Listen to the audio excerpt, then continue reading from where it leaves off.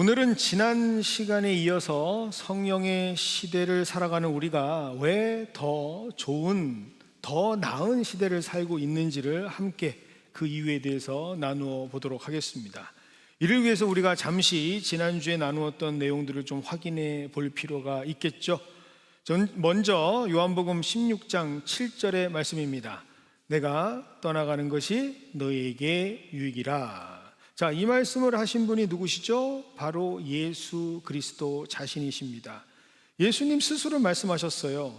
직접 예수님께서 우리와 대면하면서 사시는 그 시대를 사는 것보다 예수님께서 떠나가시고 성령께서 우리와 함께 하시는 시대가 훨씬 더 우리에게 유익이 있는 시대다라고 말씀을 하셨습니다. 그 이유가 무엇인가? 그 이유에 대해서 요한복음 16장 13절과 14절은 이렇게 말씀하고 있습니다. 진리의 성령이 오시면 그가 너희를 모든 진리 가운데로 인도하시고 너희에게 그 진리가 무엇인지를 알려주시기 때문이다 라고 지난주에 우리가 함께 나누었죠. 예수님께서 그 당시 말씀하셨던 모든 내용들 사실 제자들 알지 못했습니다. 많은 사람들이 예수님과 육신으로는 함께 있지만 그 뜻이 무엇인지를 잘 몰랐어요.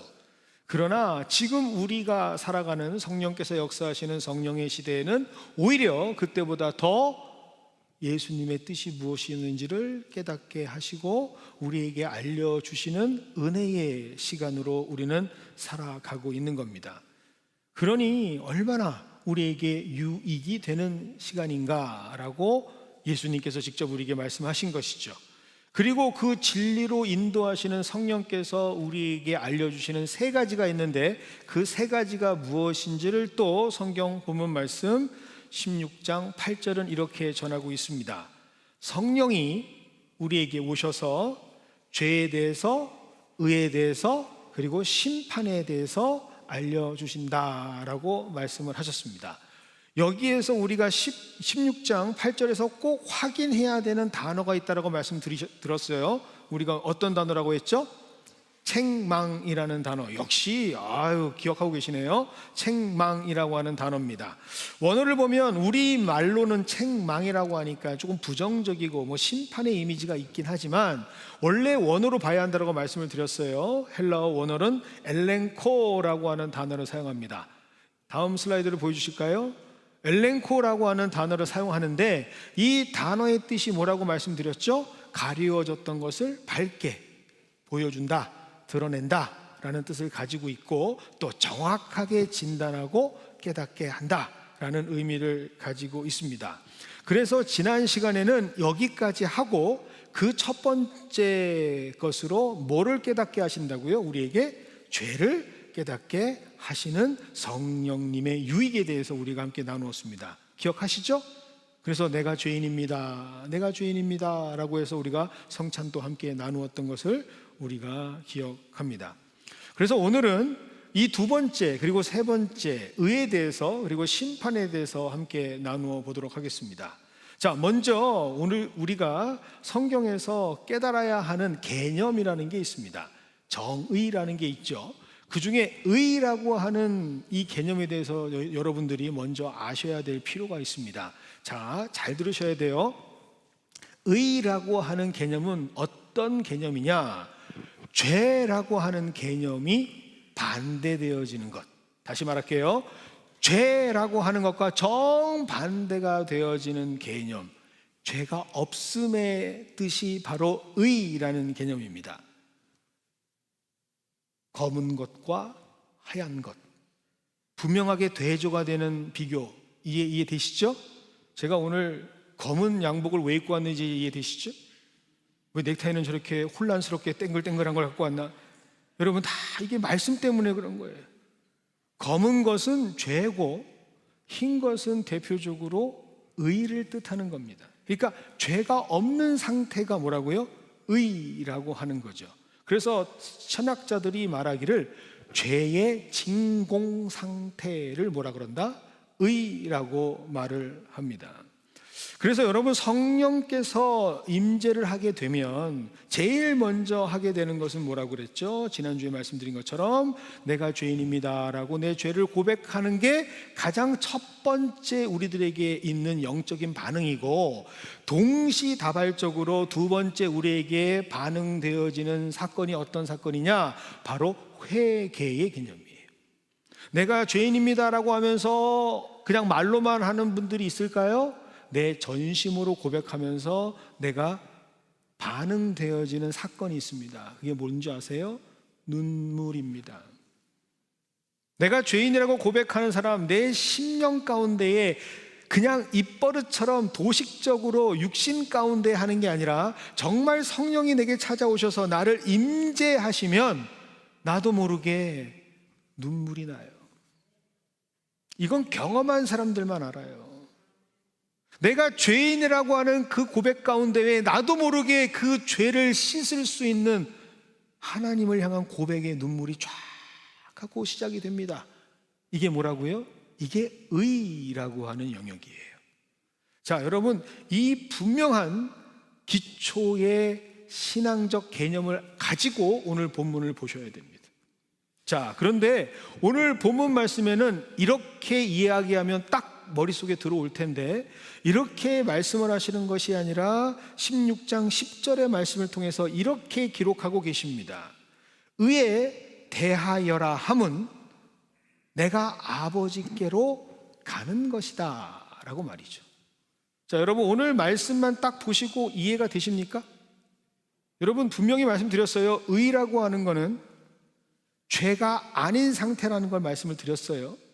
그런데 죄가 아닌 상태가 지금 예수님께서 아버지께로 가는 것이 의라고 말씀하십니다. 이 연관성이 뭡니까? 여러분, 성경을 보면서 쉽다, 다 이해가 된다 라고 하시는 분들, 여러분 좀 한번 생각해 보세요. 이게 정확하게 무슨 뜻입니까? 의라 함은 내가 하나님께로 가는 것. 여러분, 이것 선뜻 잘 이해가 안 됩니다. 저 역시도 오늘 말씀을 준비하면서 이 부분이 가장 이해가 되지 않았던 부분 중에 하나예요. 아니, 의라고 하는 것이 왜 예수님께서 하나님께로 가는 것일까? 자, 오늘 이 말씀을 우리가 이해하기 위해서는 여러분들 먼저 우리가 알아야 하는 것이 있는데, 그것이 무엇이냐? 바로 성경에서 말하고 있는 하나님께 가는 것이라고 하는 의미가 무엇인지를 아셔야 돼요. 뭐라고요? 하나님께 가는 것이라고 하는 의미가 무엇인지를 여러분이 아셔야 돼요.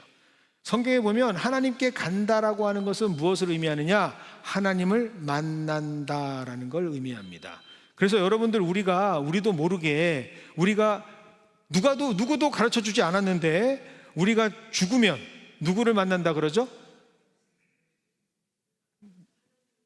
이런 것도 모르세요? 우리가 죽으면 누구를 만난다고 우리가 알고 있죠? 하나님 만난다고 알고 있잖아요. 신앙을 모르는 사람들도요, 우리가 죽으면 어디에 간다고 하죠? 하늘에 간다라는 표현을 씁니다. 그렇듯이 우리가 하나님께 간다라는 표현은 하나님을 만난다라는 표현인데, 여러분, 성경에는 하나님을 만난다라고 할 때 만날 수 있는 사람의 조건에 대해서 말씀을 하시거든요. 하나님을 만날 수 있는 사람은 어떤 사람일까요? 여러분, 우리가 너무 많은 성경적 지식이 마치 부서진 조각처럼 여기저기 흩어져 있으니까 순서적으로 차례차례 알지 못하는 혼동 속에 빠져 있어서 우리가 성경의 내용을 잘 몰라요. 여러분, 성경에서 분명하게 말하지만 하나님을 만날 수 있는 사람은 어떤 사람이라고 성경에 기록되어 있죠? 죄가 없는 사람이 하나님을 만날 수 있습니다. 여러분, 착각하지 마세요. 하나님을 사랑하는 사람입니다, 뭐합니다. 여러분, 그건 나중 이야기예요. 먼저 처음부터 단계대로 이해를 하셔야 돼요. 성경은요, 처음부터 사랑하는 자라고 얘기한 적이 없어요. 하나님을 만날 수 있는 유일한 존재들은 어떤 사람들이냐? 죄가 없는 사람들이에요. 왜 죄가 없어야 되는 줄 아십니까? 죄의 값은 사망이기 때문에 그렇습니다. 내가 죄가 있으면 하나님 앞에 그 죄를 가지고 가면 원래는 죽는 거예요. 그래서 성경에 뭐라고 기록되어 있죠? 출애굽기 33장 20절은 이렇게 기록하고 있습니다. 내가 내 얼굴을 보지 못하리니 나를 보고 살 자가 없다라고 얘기하는 거예요. 왜? 우리가 죄라고 하는 걸 가지고 있으면 하나님을 만나면 그 죄 때문에 우리는 죽어요. 그러니 하나님을 만나서 살려면 이 죄라는 문제가 해결이 돼야 되는 겁니다. 그런데 이 세상에 어떤 존재도 죄가 없는 상태로 의인으로 살아가는 사람이 있을까요? 답은 no one입니다. 아무도 무죄의 상태, 죄의 진공의 상태로 살아갈 수가 없어요. 성경이 이것을 말하고 있습니다. 로마서 3장 10절, 11절, 12절입니다. 기록된 바 의인은 없나니 하나도 없다라고 말이죠. 여러분 혹시라도 오늘 성경에 영어 성경이 같이 옆에 병영돼 있다면 여러분 한번 보세요. 뭐라고 기록되어 있는지. There is no one righteous, not even one 이라고 강조를 하고 있습니다. 아무도 없다. 그런데 한 사람도 없다. 그 누구도 의인일 수 없다. 죄가 없을 수 없다라고 하는 말이에요. 그것을 설명하면서 로마서 3장 11절 12절은 이렇게 말하죠. 하나님을 찾는 자도 없고 다 치우쳐 함께 무익하고 선을 행하는 자도 없고 하나도 없다. 즉 하나님을 대면할 수 있는 의인은 아무도 없습니다. 죄가 없는 존재는 아무도 없어요. 그런데 오늘 본문 16장 10절은 뭐라고 말합니까? 예수님만 하나님을 만날 수 있다라는 뜻을 말씀하고 있어요. 그게 의라고 합니다. 죄가 없는 상태, 완벽한 하나님의 뜻으로 가득한 상태, 그분이 유일하게 예수님이라는 거예요. 그리고 그 예수님이 하나님의 의를 이루시는 분이다라는 사실을 깨닫게 되는 것이 바로 성령께서 우리에게 알려주시는 유익이다라고 성경은 말하는 거죠. 여러분, 그런데 이 얘기를 해도 지금 헷갈리시는 분들이 있어요. 그게 왜 유익이야?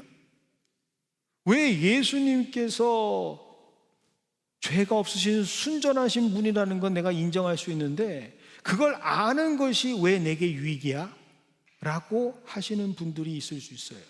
자, 여러분 여기에서 우리가 한 번 더 공부해야 될 필요성이 있습니다. 여러분 이 말을요 듣고 있는 유대인들에게는 아무런 꺼리낌이 없어요. 그런데 우리 한국인이라든지 다른 문화권에 있는 사람들은 이게 이해가 잘 안 돼요. 그래서 여러분들 이걸 이해하기 위해서는요 당시 유대인들이 생각하는 생각을 여러분들이 함께 공유해야 할 필요가 있습니다. 유대인처럼 한번 생각해 봅시다. 여러분 유대인들에게는요 이 말씀이 너무나 큰 은혜가 될 수밖에 없어요. 왜인지 설명을 해드릴게요. 당시 유대인들은요 평생 살아가는 모든 삶의 중심이 예배였습니다. 제사였습니다. 그런데 제사의 가장 큰 목적이 무엇이었을까요? 바로 죄의 문제를 해결받는 게 바로 예배입니다.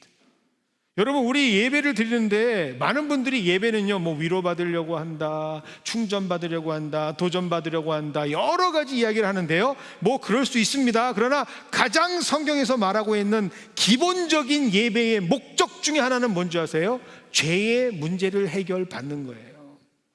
그래서 과거 유대인들은요 제사를 드릴 때 꼭 필요한 것이 있었습니다. 그것이 무엇일까요? 제물이죠. 그런데 그 제물도 어떤 제물이어야 하죠? 흠 없는 제물이어야 합니다. 깨끗한 제물이어야 해요. 왜요? 내가 가지고 있는 이 죄의 값은 사망인데 이것을 가지고 하나님을 만나면 내가 죽을 수밖에 없으니까 내 죄를 흠 없는 제물에게 전가를 시키는 겁니다. 그래서 그 제물을 잡는 거예요. 죄의 값은 사망이다라는 걸 보여주는 거죠. 그리고 그것이 조각이 나고 하나님 앞에 태워지면서 향기가 되어서 쭉 올라갈 때 내가 용서받는다라고 하는 하나님과의 관계가 회복되는 게 예배입니다. 이걸 너무나 잘 알고 있었던 민족이 누구예요? 바로 유대인들이었어요. 그러니까 죄 없는 분이라고 하는 사실만 딱 들으면 내 마음속에 깨닫게 되어지는 게 있어요. 누굴 위해 오신 분? 나를 위해 오신 분. 내 죄를 위해 오신 분이라는 것이 너무나도 선명하게 다가오는 거죠. 여러분, 이것을 알려주시는 분이 누구라고요? 바로 성령님이라는 거예요. 여러분, 그래서 성경에 보면 예수님을 딱 보자마자 예수님이 누구인지 정확하게 말했던 사람이 있습니다. 그 사람이 바로 세례 요한이라는 사람이죠.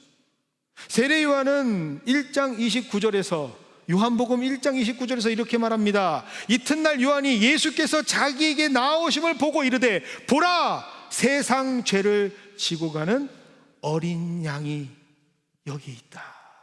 하나님의 어린 양이 여기 있다라고 말하는 거죠. 나의 죄를 해결해 주실 수 있는 분이 바로 여기에 오셨다라고 말할 수 있었다라는 겁니다. 여러분, 두 번째 유익이 뭐라고요? 성령의 유익이 뭐라고요? 내 삶 속에 내 죄를 해결해 주실 수 있는 분이 예수님이라는 사실, 그리고 그 예수님 밖에 나의 죄를 해결해 줄 수 없는 대속물 되시는 예수 그리스도의 사랑을 느끼는 것이 바로 성령께서 우리에게 주시는 유익이라는 사실을 여러분 꼭 깨닫는 우리 모두가 되기를 원합니다. 그래서요, 죄송한 말이지만 여러분 신앙생활하면서 예수, 그거 뭐 십자가, so what? 아무런 감동을 느끼지 못하고 아무런 내 영혼의 움직임이 없다면 죄송하지만 여러분 성령 받은 거 아닙니다. 여러분, 예수님이라고 하는 그 이름, 그리고 십자가를 바라보면서 아무런 내 삶 가운데에 반응이 없다, 내가 영적으로 메말라 있다, 여러분 성령 받은 거 아니에요. 왜요? 성령께서만이 그것을 깨닫게 하시기 때문입니다. 반대로 말하면 그것을 알고 있는 사람들, 성령께서 내주하시고 성령의 유익을 얻는 사람들은 어떤 사람들이냐? 하나님 말씀을 보면서 깜짝깜짝 놀라는 거예요. 어떻게 내게 이런 말씀을 주실 수 있을까? 특별히 고린도 후서 5장 21절 같은 말씀을 들으면 감당이 안 되는 거예요. 함께 볼까요? 하나님이 죄를 알지도 못하신 이 예수님을 뜻하죠. 이 예수님이 우리를 대신해서 죄인 되어 주신 것은, 그가 제물 되어 우리를 위해 죽으신 그 이유는 우리로 하여금 그 안에 우리가 죄인 되는 것이 아니라 하나님 앞에 설 수 있는, 하나님의 자녀가 될 수 있는 하나님의 깨끗한 의를 이루는 것이다 라고 하는 말씀을 보면 감당이 안 되는 거예요. 놀라는 거예요. 나를 위한 말씀이구나, 나를 위해 주시는 하나님의 음성이구나 라고 느끼게 되는 거죠. 그런데 여러분, 너무 신기합니다. 이러한 것들은 언제 우리가 경험하게 될까요? 많은 분들은 성령을 받는다라고 할 때, 성령의 임재가 있다라고 할 때 조금 작게 생각을 하시는 것 같아요. 예배 시간에, 말씀을 볼 때, 내가 기도할 때 성령이 온다라고 생각을 합니다. 동의하십니까?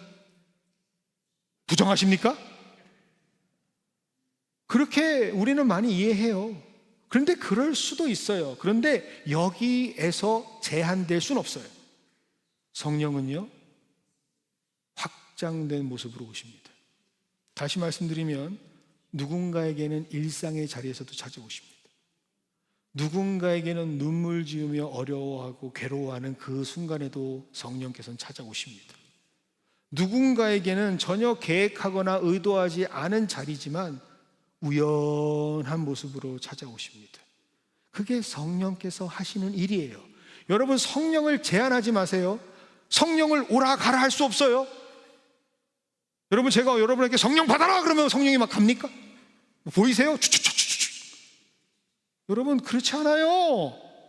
성령은 우리의 뜻과는 상관없이 하나님의 주도적이고 하나님의 주체적이신 모습으로 우리에게 나타나십니다. 전혀 상상하지 못했던 순간에서도 우리는 성령님을 만날 수가 있어요. 성경이 이를 기록하고 있습니다. 요한복음 3장 8절입니다. 바람이 임의로 불매 내가 그 소리는 들어도 어디서 와서 어디로 가는지 알지 못하는 것처럼. 여러분, 바람이 어디로 온다라는 거 알고 계십니까? 우리는 몰라요. 그런데 바람 소리를 듣고 알죠. 바람이 있는 건 알아요. 그런데 그 바람이 내 마음대로, 내 뜻대로, 내 생각대로 갑니까? 그렇지 않아요. 임의대로, 하나님의 뜻 가운데로 깨닫게 되어지는 겁니다. 여러분, 이것을 증거하는 예가 있습니다. 많은 분들이 요즘 교회, 특별히 기독교 모습을 보시면서 이제는 저물어가는 해가 아닌가, 이제는 예수의 시대가 끝나고 성령의 시대도 점점 끝나는 것이 아닌가라는 생각들을 하시는 분들이 많아요. 교회를 다니시면서 예수를 믿으면서 성령이 나와 함께 한다라고 하면서도 입 밖으로 내는 모든 말들을 보면 부정적인 경우가 많아요. 왜일까요? 내가 보는 대로 판단하기 때문에 그렇습니다. 그렇게 볼 수도 있어요. 교회는 점점 사라지고 신학교의 목사들은 사라지고 신학생들이 사라지고 점점 통계 수치를 봐도 교인들은 없어지니까요. 요즘 어떤 사람들은 그렇게 얘기하던데요. 아직도 교회 다녀? 옛날에 다니던 거 아니야? 요즘은 교회가 유행이 아닌데? 라고 생각하는 사람들도 있어요. 그런데 여러분, 착각하지 마세요. 우리가 모를 뿐 여전히 성령께서 일하십니다. 여전히 우리가 모르는 곳에서 성령께서 일하시는다는 사실, 여러분 꼭 믿으시기를 바랍니다. 그 구체적인 예가 되는 사건을 하나 알려드릴까요? 여러분, 중화권의 사람들이 요즘 굉장히 많이 성령을 만납니다. 굉장히 개종을 많이 하게 되고 기독교의 성도로서 회복이 되고 있습니다. 중화권. 여러분, 중화권이라 하면 한자를 중심으로 쓰는 문화권이라는 건 정도는 아시죠? 그런데 이들은요, 어떻게 성령을 알게 될까? 그들은 예배를 드릴 수도 없는데, 그들은 찬양을 할 수도 없는데, 그들이 어떻게 성령을 만나게 되는 것일까? 궁금하지 않으세요? 좀 궁금해 하세요. 굉장히 궁금해지는데. 그런데 여러분, 너무나 신기한 사건이 있습니다. 그들은요, 성경을 보면서 하나님을 만납니다. 성경을 보면서 성령의 임재함을 얻어요. 그 중에 너무 독특한 사건이 바로 오늘 본문입니다. 그들이 이 본문을 한자로 보면서 깜짝깜짝 놀라게 되는데요, 그 대표적인 단어 한자가 바로 의라고 하는 한자예요. 의. 여러분, 오를 의를 쓰거든요. 의. 그런데 여러분, 이 한자라는 거는 우리 영어로 죄송합니다. 우리 영어라 그래서 죄송합니다. 영어로 얘기하면 컴바인 월드거든요. 단어와 단어가 합쳐져 있는 단어거든요. 그런데 이 오를 의를 단어가 어떤 단어들이 합쳐졌는지를 나누는 걸 파자라 그러는데, 이 오를 의를 파자를 해보면 어떤 단어들의 모임인 줄 아십니까? 바로 다음 슬라이드 볼까요? 양자 밑에 자아, 나아자가 들어가는 거예요. 그러니까 의라고 하는 게 뭐예요? 그 중화권에 있는 사람들, 한자를 쓰는 사람들은 딱 보면 아는 거예요. 의, 예수, 그것이 무엇이냐? 바로 순전하신 어린 양, 그 어린 양 밑에 있는 나, 그 은혜를 입는 것이 바로 의라는구나라는 것을 확 깨닫게 되는 거예요. 한 글자만으로. 여러분, 그걸 깨닫게 하시는 분이 누굴까요? 그게 바로 성령님이에요. 여러분, 이러한 성령님의 인도하심을 소망하시는 우리 모두가 되기를 원합니다. 여러분이 살면서, 신앙을 가지면서, 여러분이 교회 활동을 하면서 열심을 가지고 뭔가를 하면 내가 성령을 얻겠다라고 생각하지 마세요. 진짜 하나님이 누구이신지, 정말 예수 그리스도가 나의 인생 가운데 어떠한 분이신지를 깨닫기를 원한다라고 하는 사모함을 가지고 여러분이 신앙생활을 하신다면 성령께서 찾아오셔서 여러분을 깨닫게 하실 줄 믿습니다. 그래서 성령의 유익이 우리에게 있는 거예요. 첫 번째 뭐라고요? 죄를 깨닫게 하는 것. 그 다음에 유익이 뭐라고요? 그 죄를 그러면 어떻게 해결할 수 있는가? 바로 우리의 순전하신 속죄물이 대속죄가 되어주시는 예수님을 붙잡는 것, 그분만이 우리의 죄를 해결할 수 있다는 것을 확 깨닫게 되는 거죠. 그것이 바로 성령의 유익입니다. 그리고 나면 마지막 유익이 우리에게 생기죠. 그것이 바로 심판에 대하여 깨닫게 해주시는 겁니다. 자, 우리 오늘 요한복음 16장 11절의 말씀 보겠습니다. 심판에 대하여라 함은 이 세상 임금이 심판을 받았음이니라 라고 기록되어 있습니다. 자, 여러분, 딱 심판이라고 하는 단어에 한번 동그라미를 해보세요. 근데 보통 우리 또 심판이라고 하면요, 굉장히 또 두려운 단어로 받아들입니다. 두렵다. 특히 우리 한국인 같은 경우는요, 일찍이 불교 문화권의 영향을 받아서 이 심판이라고 하면 굉장히 마지막 처벌 같은 느낌을 가지고 있어요. 여러분들 절에 들어가면은 사천왕이라고 아십니까? 네, 항상 교회만 다니셨어요? 네, 한국에 절 한 번도 안 가보셨어요? 네, 절에 가시면 절 문 앞에 사천왕이 확 이러고 있어요. 심판할 거야. 그런 마음들이 우리에게 기초적인 정서로 깔려 있으니까 심판하면 굉장히 우리는 무섭다라는 개념을 가지고 있는데, 사실 성경에서의 심판은 그게 아니에요. 특별히 믿는 자들의 심판은 그게 아니에요. 오히려 승리의 확신이 우리에게 결정되어지는 순간입니다. 성도에게 심판은요, 두려운 소식이 아니라 해방의 소식이고 승리의 소식이라는 사실을 여러분 꼭 붙잡으시기를 바랍니다. 그리고 특별히 오늘 말씀을 보면요, 그 심판을 받는 대상이 누구인지를 아셔야 되고, 그리고 그 말씀의 시제가 어떤 말씀인지를 아셔야 돼요. 자, 오늘 말씀의 대상에 보니까 누가 심판을 받는다고 돼 있죠? 이 세상의 임금이 심판을 받는답니다. 적어도 난 아니죠. 적어도 나는 심판받지 않아요. 나는 이 세상의 임금은 아니니까. 그런데 시제를 한번 보세요. 그 시제가 뭐예요? 이미 심판을 받았다라고 얘기하죠. 그러면 이 세상의 임금은 누구를 뜻하는 걸까요? 이걸 위해서는 에베소서 2장 2절을 살펴볼 필요가 있습니다. 에베소서 2장 2절에 이렇게 기록되어 있어요.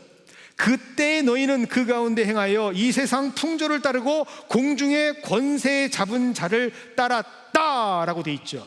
공중의 권세 잡은 자, 죄 속에 있었을 때 우리가 따라가던 우리의 모든 영혼의 것을 주동하고 우리를 조정하는 권세 잡은 자는 누굴까요? 그게 세상의 임금이고 그게 바로 사탄이라는 얘기입니다.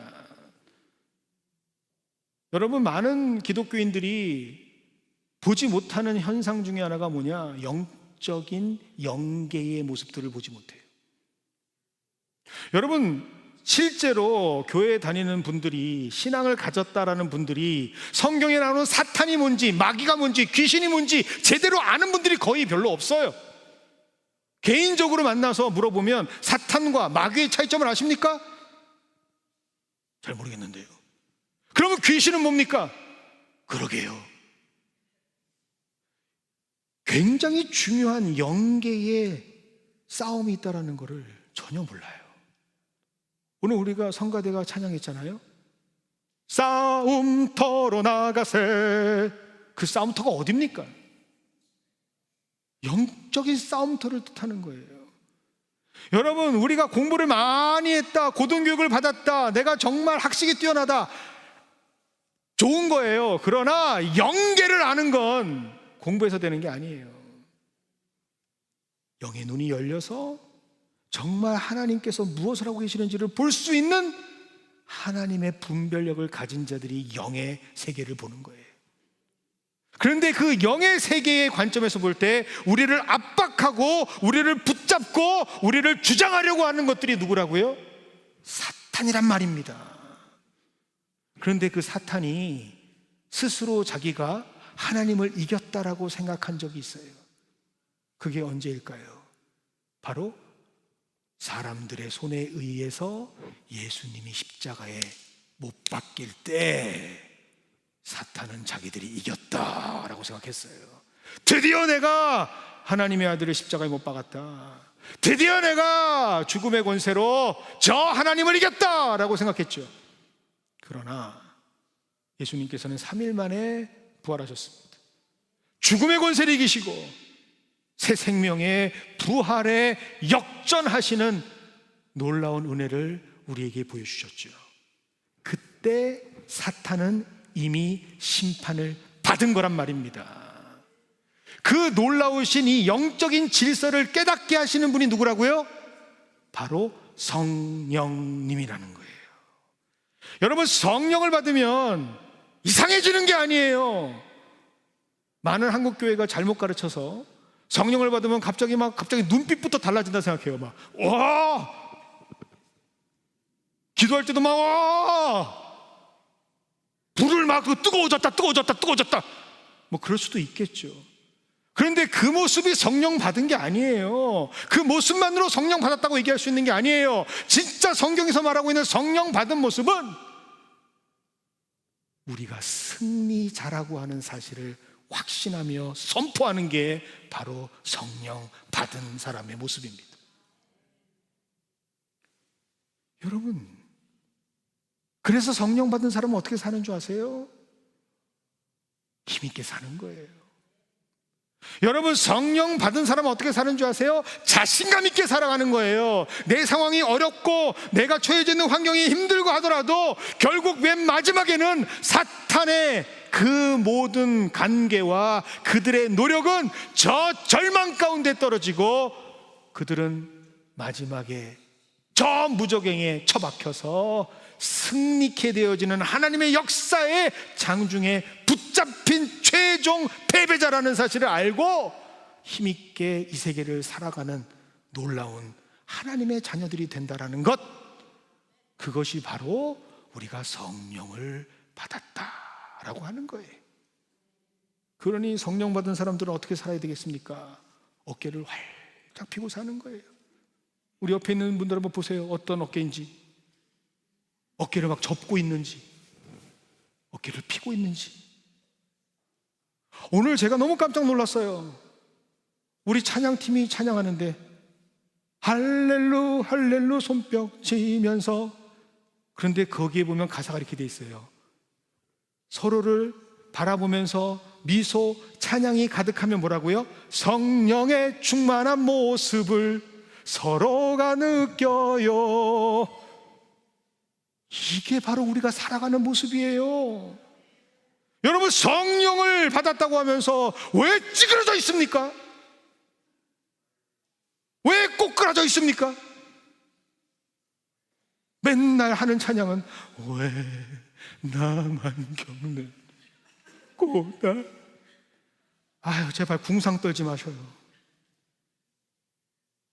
성령 받은 사람은 그렇게 사는 게 아니에요. 여러분, 예전에 유명한 TV쇼에 Deal or No Deal이라는 TV쇼가 있습니다. 아십니까? 예, 죄송해요. 예, Deal or No Deal. 이거 아시는 분들은 조금 연식이 되신 분들입니다. 한 20년 전에 있었던 아주 대단한 Deal or No Deal. 모르시는 분들이 있으니까 제가 설명을 좀 드릴게요. 자, 이 게임은 어떻게 하는 거냐면 참가자 한 명이 한 26개의 가방을 딱 보고요, 그 중에 하나를 딱 고르는 거예요. 자, 넘버 10 그러면 딱 그 가방 들고 있는 아주 예쁜 아가씨가 따박따박 걸어오죠. 이거 지금 나오면 안 되는 건데 딱 걸어오면 그걸 딱 가지고요, 이 안에 상금이 있다라고 내가 믿는 거예요. 그런데 상금이 얼마부터 얼마까지? 1불부터 100만 불까지. 그래서 내가 선택한 그 번호에 있는 가방이 난 100만 불이다 딱 믿고 그냥 시작하는 거예요. 그러면서 무작위로 여는 거예요. 넘버 2, 넘버 4, 넘버 5 그러면서 탕탕탕탕 열면 숫자들이 탁탁탁 나오는 거죠. 50불 그러면 우와, 1불 우와. 그런데 갑자기 100만 불 그러면 어떻게 돼요? 내가 가지고 있는 가방은 100만 불이 아니니까. 그렇죠? 그런데 어쨌든 나는 믿고 하는 거예요. 100만 불이다. 그런데 가방을 열 때마다 확률이 높아지고 낮아지고 하는데 그때마다 희한한 한 사람이 등장합니다. 그 사람이 누구죠? 바로 다음 사진이에요. 뱅커. 제가 볼 때 이거 만든 사람이 성경을 아는 것 같아요. 뱅커가 전화를 해요. 벨렐렐렐렐렐렐 벨렐렐렐렐렐 딱 받아요. I have offer for you. 당신을 위해 오퍼를 하겠습니다. 지금 게임을 그만두시면 이 정도의 금액을 가지고 가실 수가 있습니다 라고 오퍼를 하는 거예요. 이 사람이 확신이 있는데 이 사람에게 자꾸 흔들리는 거예요. 그거 100만 불 아니야. 100만 불 저 중에 하나야. 그러니까 빨리 게임 포기해 라고 얘기하는 거죠. 여러분, 그때 뭘 하죠? Deal or no deal 하는 거예요. 여러분 어떻게 하시겠어요? 딜? 그러면 게임 끝이에요. 마지막 가방 2개가 남아요. 저쪽에 하나 남고 이쪽에 하나 남아요. 그러면 내가 100만 불이고 저기가 100만 불일 수 있으니까 그때 뱅커가 오퍼를 합니다. $50,000. 지금 여기서 만약 게임을 중지하면 50만 불 가져갈 수 있어. 딜 or no deal? 근데 많은 사람들이 어떻게 해요? 그쯤 되면 다 딜 하고 50만 불 가져가요. 이거라도 가져가는 게 다행이지. 그런데요, 여러분, 성령 받은 사람은 절대 딜하지 않아요. 너 딜! 왜? 내게 있는 게 100만 불인겨! 내가 가지고 있는 게 구원이고 확신이고 하나님께서 함께 하시는 승리의 고백이라는 걸 깨닫는 거예요. 그래서 어떤 상황 속에서도 영적인 싸움이 있던 흔들거리던 상관없이 No deal! 그렇게 외치고 승리를 선포하고 살아가는 사람이 바로 성령 받은 사람인 거예요. 여러분, 그게 우리의 삶이 되어야 합니다. 우리는 100만 불을 얻기 위해서 게임을 하는 것이 아니라 이미 받은 100만 불을 지키면서 뱅커와 같은 사탄을 이겨내고 이 게임을 보는 수많은 사람들에게 하나님의 사람은 어떻게 살아가는지를 보여주는 삶을 살아가는 게 성령 받은 사람들의 삶이라고요. 그렇게 살아가는 우리 모두로 하나님께서는 부르시지 않았습니까? 그런데 여러분들은 지금 어떤 모습으로 살아갑니까? 여러분들은 어떤 모습으로 살아갑니까? 정말 그렇게 살아가십니까? 이 질문에 여러분들이 이런 마음이 생길 겁니다. 왜 나는 분명히 성령을 받았는데 이렇게 살아가지? 왜 나는 분명히 은혜를 알고 있는데 왜 이렇게 살아가지? 혹시 내가 받았던 성령이 잘못된 성령이 아닐까라고 의심하는 분들이 있을 수 있습니다. 그런데 여러분, 성경에 보면 이렇게 기록되어 있죠. 고린도전서 12장 3절은 이렇게 기록하고 있습니다.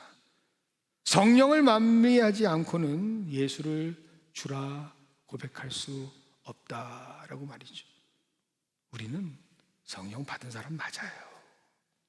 그런데 우리가 연약해서, 우리가 하나님 앞에 온전치 못해서 우리는 늘 다시 그 은혜를 잊고 살아가는 거죠. 그런데 여러분 기억하세요? 그러한 우리들에게 오늘 말씀이 선포됐습니다. 왜일까요? 하나님이 다시 붙잡아 주시기 원하시기 때문입니다. 우리 잊고 있었던 정체성을 다시 한번 깨닫게 하시고, 하나님께서는 다시 한번 우리가 하나님의 성령 입은 사람으로 회복될 수 있도록 하나님께서는 오늘 우리에게 이 말씀을 허락해 주셨을 줄 믿습니다. 그것을 가지고 살아가는 사람, 그래서 그들은 승리자로 살아가는 사람들입니다. 여러분, 그렇게 세상을 살아가시기 바랍니다.